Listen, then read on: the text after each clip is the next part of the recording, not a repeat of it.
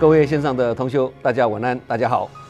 欢迎大家来参加线上读书会。今天晚上我们读书会的主题是纪律森严不如自律慎言啊。这句话非常有道理哦，而且充满哲理哦，值得我们深入去探讨。外在的纪律是靠别人来监督啊，内在的纪律是靠我们自己觉悟啊。外在的纪律如果缺少了监督，那就会很容易因松懈而违规啊。那内在的纪律叫做自我约束，内在的自律如果缺乏约束，那就很容易因轻松而轻浮，因放松而放纵啊。在这个社会上，几乎每个地方都有它的规范啊，例如道场有道规，学校有校规，工厂有厂规，家庭有家规，军队也有军规啊，叫做军法。那公司也有公司的制度跟法规啊，国家也是一样，国家有法律啊，这些都是属于外在的纪律啊，跟规范啊，用来维持秩序啊，让人人有所遵循啊，不能越界。但是我们如果只靠外在的规矩或规范来做事情的话呢，就像碰到红灯啊，或看到有警察在啊，那不得已你必须停下脚步。可是当没有警察在的时候，你就闯红灯，或老师不在的时候就作弊啊，或者是看到监视器啊，所以不敢偷窃啊。那没有监视器，那就下手啦啊。这些都属于被迫守规啦啊，而非主动守德啦。一个自律的人呢，即使身处无人之地，他还是会守住良知跟原则。一个自律的社会呢，即使规章再怎么宽松啊，也一样能够维持良好的风气跟和谐啊。同样的道理啊，军人如果只有军规，但是没有军魂啊，那就很难成为真正国家的守护者啊。修行的道场也是一样，如果只有外在的戒规啦，道场规定的那些戒规啦，但是里面的人没有内在的自律跟自省，那这样这个道场也很难有亲近啊。能从外在的纪律走向内在的自律啊，这样有内修也有外行啊，那才会是真正的自由自在啊。其实真正的自由不是放纵自己为所欲为，不是这样，而是从欲望的纠缠中呢去解脱出来啊。所以自由必须伴随着自我的戒律，也就是很自由，也还要很自爱，这样才会自由自在啊。佛陀在即将涅槃的时候呢，阿难代表大家问佛陀啊，佛在世时，我们以佛为师啊，将来佛陀不在了，我们要以何为师啊？那佛陀就回答了，以戒为师啊，那这个就是强调戒规来自自我约束，是非常的重要啊。其实把这个道理把它广义阐述呢，人生不论有没有修行啊，你要修行也好，不修行也好，我们都还是有很多老师啊。除了以戒为师之外啦，还有以法为师啊，以病为师啊，以苦为师，以死为师啊，甚至三人行必有我师嘛。还有以众生为师啊，礼敬诸佛就是以众生为师嘛，对。那还有以逆境为师，以自然为师啊。因为老子说啊，人法地，地法天，天法道，道法自然啊。这个意思就是要我们去效法天地广大包容的气度，所以连大自然都是我们的老师啊。那人生还有一个老师就是以时间为师啊，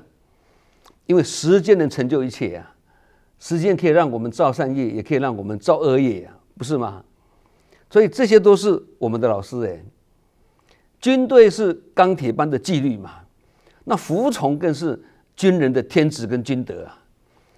不论这个命令或布达是不是合情合理的，在军队里面呢，先服从再说。因为军令如山呢，服从是军人的第一要务啊，没有讨价还价的空间啊。因为军队的运作是攸关国家的安全跟人民的生命啊，所以必须有钢铁般的纪律。那修行团体则不尽然哦。修行团体强调的是以德服人跟正人先正己的。那不能正其身，如何去正人呢？自度度他跟自觉觉他也是这样的道理啊。自己都不亲近，如何去净化人心呢？自己都没有改变自己，如何去影响别人呢？就好像拿抹布去擦桌子啊，桌子不一定是越擦越干净哦，还要看情形哦。因为如果抹布比桌子还脏啊，那桌子是越擦越脏的嘞。唯有抹布很干净，那去擦桌子，那桌子才会越擦越干净的。同样的道理啊，自己知见不正确，充满见思惑自己都欠人家把我们净化了，有何能耐去净化别人呢？所以事情都是一体两面，都是相对的了，不是绝对的啊。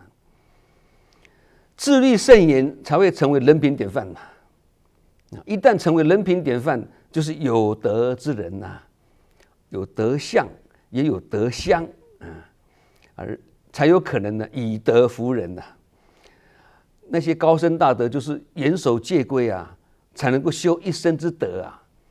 也才能够以德服众嘛。以前有一本书叫做《当和尚遇见钻石》啊。相信有一些人都读过这本书了哦。那有一天呢，就一位企业家的夫人呢，拿这本书呢来请示证严上人哦。他问上人说：“佛跟魔同时在世间呐，讲的都是佛法哦。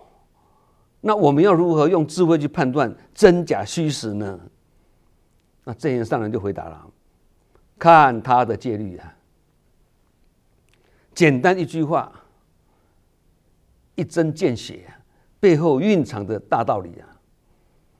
我们讲三学嘛，戒定慧三学嘛，其中戒排第一个啊，所以是所有修行的基础嘛。那戒律不仅是行为的规范更是内心清净的体现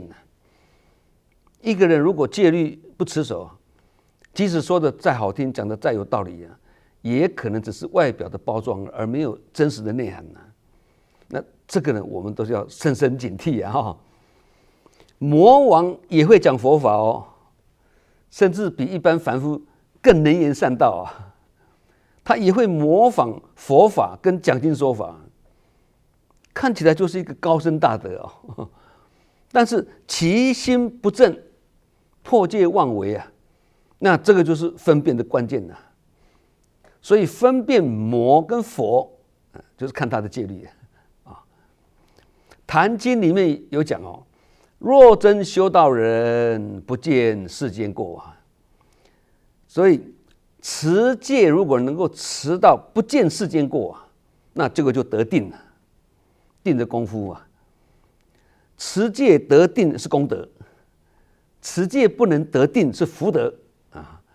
那修定而开智慧，这个定变成功德；修定不能开智慧，这个定变成世间的禅定修得再好，那也只是四禅八定那四禅八定都没有开智慧所以出不了三界所以不只是定而已所以这个真的是很高深的学问在里面那印顺导师在这个《成佛之道》这本书里面有讲到他说五欲中的财色名食睡当中呢，男女欲也就是色欲是最严重的。男女恩爱缠绵互相束缚互相捆绑很不容易处理的。很多人为了男欢女爱，引出无边的罪恶跟痛苦在经里面把它形容为好像是一条紧紧的绳索，把你绑得破皮破肉断筋断骨还不能舍离那这个是与定背道而驰的。所以即使是在家的弟子啊，如想修炼身心啊，尤其想修炼禅定或正定啊，非节制隐喻不可啊。那这句话是印顺导师讲的，《成佛之道》里面讲的啊。那正言上人也说啊，我们守规矩不是因为有人在看啊，而是自己知道该怎么做啊。所以真正厉害的人呢，是不用别人提醒的啊，他会自我提醒的，自己也知道该怎么做。那这个就叫做自律啊。自律不是对别人负责，是对自己负责啊。所以啊，学佛的尺是用来量自己啊，不是去量别人的。近思语也是一样啊，是用来警惕自己，不是拿来教训别人的。对啊，外面再多的规矩都不如自己心中有一把尺。外在的规定是怕你出错，内在的自律是你自己不愿意出错。身体脏了要用清水来洗呀，心灵污染了就要用法水来洗呀。清水容易取得哦，法水那就要以法入心，才能有所得啊。那净化人心也是一样，要从自己开始做起啊，并从心去内求啊，不是外求别人要做到啊，自己都没有做到的事情，你去要求别人做到，那这个是缘木求鱼啊，是不可能的代志啦啊，是不可能的事情啊。一个道场，即使有健全的制度跟严格的规范啊，但是里面的教徒缺少个人的自律啊，变成有体制但是没有人治，有规则但是没有纪律啊，这样的道场就不会有道气了啊。那人人自律跟自重，则不论有无重点规范啊，言行照做还是不失准绳而中规中矩啊，这样这个道场就很有道气了，也才会人人风行草野，上行下效啊。好，那这个就是庄严的道场的道风啦。那道场有这样的道风，要菩萨大招生啊，效果就比较好啊。曾有一位领众者啦，哈，他对执行道场的规矩十分严格哦，他对维持道风跟道规这个对维持道风跟道规应该是好事一桩了哦，因为这个负责人很严格了哦。然而偶尔他也会因他自己个人的意识形态跟完美主义呢，事事求好心切啊，也因为个人的法执而落入刚愎自用啊。为什么？因为连无关紧要的小细节都要求别人甚严呐，很会要求别人呐。哦，所谓的规矩太多会与人麻烦呐，结果让人家感觉到，哎，这个道场好像在带军队一样啊。哦，由于太注重外在的整齐，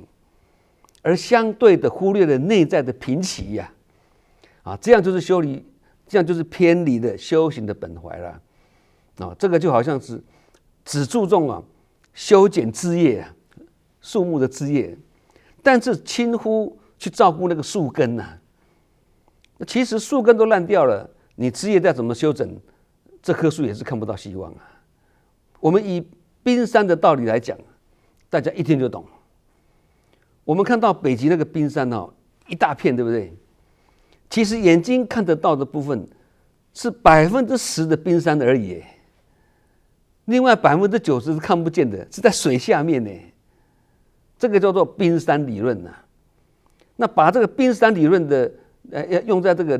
我们人的这个身口意上面，也是非常的通哦。水面上面的就是代表什么？我们的身业跟口业啦，身口。那水下面看不到的才是最重要的啊。叫做意业啦，我们的行为跟语言，这个身跟口就好像冰山露出水面那一小部分而已。你虽然看起来很多，其实是一小部分而已，10%嘛，刚刚讲嘛。那这个别人很容易看到跟听到，因为这是属于外在的表现嘛。然而我们的念头、动机、欲望、习气等等，这些属于意的部分呢，那就跟水底下90%的冰山一样哦，藏的深看不见了。这也告诉我们一个道理啦：如果要真正了解一个人呢，不能只看他的身跟口的表现，而是更要深观他的内心的起心动念，叫做三业清净，以义为首啊，这个叫做内行的看门道了啊。心经里面有讲哦，照见五蕴皆空嘛哈，其实这个就是讲观心呐，观察的观呐，也就是提醒我们呢，从意念上去下功夫啊，才能转化整体的身跟口啦。套一句庶民语言来讲啊，外行看热闹，内行看门道啦。外在不是不重要，而是需要内外兼顾啊。修行顾名思义就是修于内，行于外嘛。内是在前面的，外在后面的。先安内，才能攘外嘛。这个前后内外的顺序要弄清楚，才是物有本末，事有始终。知所先后，则近道矣啊。那自律跟自省不足的人，很容易让自己陷入什么？自负跟自傲，很骄傲，不可一世或者是自卑跟自怜的这个两极化的这个境地里面那这样子的人很容易让自己陷入生活的危机之中。那与其是说会陷入这样危机之中，好像是周围的人事或环境不顺遂造成的，那不如说是自律不严或自我反省能力不足，而造成这种深陷危机而不自知啊。所以小事不自律，久而久之，小事也会变大事啊，没事也会变有事。虽然说一些小习气跟小无明看起来是微不足道，然而如果不立即处理它的话呢，而让它继续招兵买马，那这样就是在纵容它让它的势力呢持续做大，最后呢导致情势恶化，无法收拾啊。所以才说嘛，勿因善小而不为，勿因恶小而为之，也是这样的道理啦。那我们每个人身上都有很多的习气跟无明嘛，那这个就需要透过时时的内观跟自省去找出对治之道这样才有可能自保跟自救啊。这些自律不严而造成的现象很多就好像心无正念啦，私心很重啦，无成人之美啦，刚愎自用啦，冥顽不灵啦，心胸狭隘啦，或者呢不经理智判断去做决策啦，或者无法控制的情绪啦，等等，听得令人毛骨悚然这个心中有戒，心中有爱，就是以戒为制度，以爱为管理简单讲就是内修菩萨心，外行菩萨道那正言上人提倡以戒为制度，以爱为管理，不是去管理别人或苛求别人，不是而是要先做好自我管理，心量够大，才能以宽恕跟包容去对待别人嘛。那以戒为制度，就是强调人人以戒为师嘛，以法为师嘛，自己要先做到自律，没有自律则无法律人自己都管不好自己，却要去管理众人，这是不可能的事情即使外表看起来好像他是在管理众人那也是靠着他的头衔跟权势而已然而事使尽祸就来了，物极必反这个也是一种暗藏的危机啦。守戒容易，持戒难发愿容易，行愿难发心容易，恒心难这些都是我们自我鞭策的功课了然而只要我们内心的定境定的功夫越深的话呢，那远离这种纷乱的能力就越强这个其中呢，戒规是扮演关键性的角色戒规不是外来的约束跟束缚，不是，而是自我的戒律跟规范它能防止我们的生活杂乱，能让我们的人生目标更精准、更精进那这个是学佛所以要持戒的这个精神理念呢。其实说起来是这样子，犯戒行为的产生呢，都是由刚开始的一念，到最后化为行动，中间是有数不清的心念的交战哦，到底要不要做，还是不要做啊？通常一个心念刚升起来的时候呢，它的力量不会太大，只是随便想一想而已，而且也不明显，方向也未定啊。那修行就是要在这个关键时刻呢，以敏锐的洞察力跟自觉力，马上察觉到，哎，这个是念头起来了哦，念起不随哦，要生而无助哦，让这个念头呢，不好的念头在心中不能招兵买马，而让它势力做大。那这个是要日积月累的修炼，没有速成班，也没有捷径。好，我们大家一起来互相勉励，一起进步啊！好，我们今晚读书会纪律森严不如自律慎言，就分享到这里。我们下周同一时间再见。